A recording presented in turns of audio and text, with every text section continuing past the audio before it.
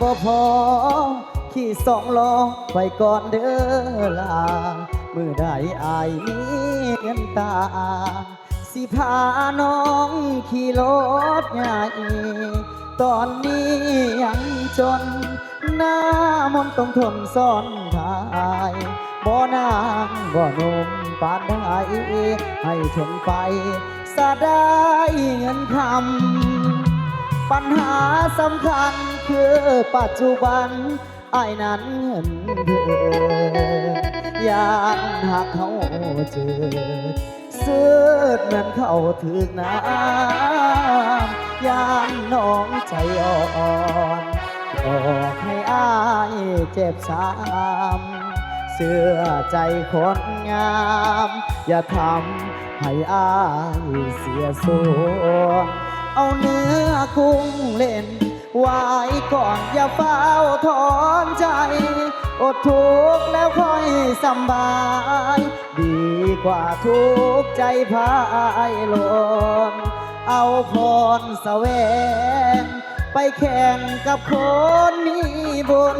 ป้ายฝันอยู่ไกลมีล้นขอเพียงคุณกำลังใจเงินนายบ่พอที่สองล้อไปก่อนเด้อลาหลบฝนทนฟ้าสัญญาโดยลูกผู้ชายบ่โดนดอกลาสิพาน้องขี่รถใหญ่ขอเพียงสองเฮามีใจบ่ไกลดอกเด้อความฝัน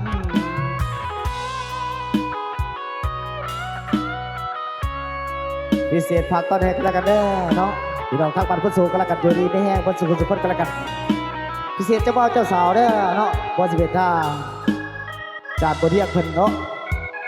หลับๆรวยๆอยู่ดีที่แห้ง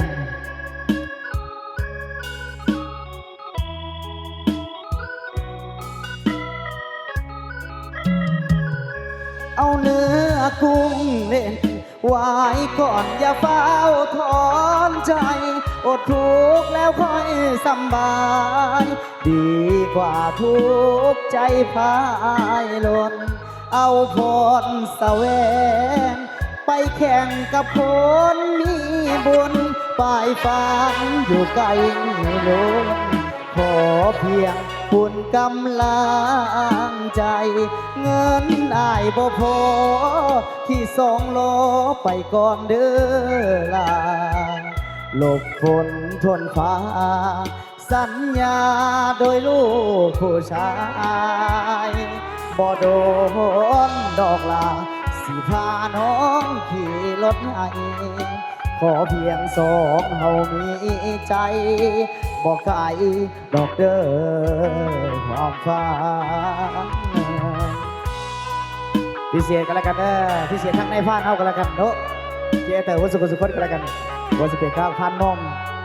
วันนี้กับพัดเจ็ดโอ้ยวันนี้ก็ถือว่าเป็นงานกระเดก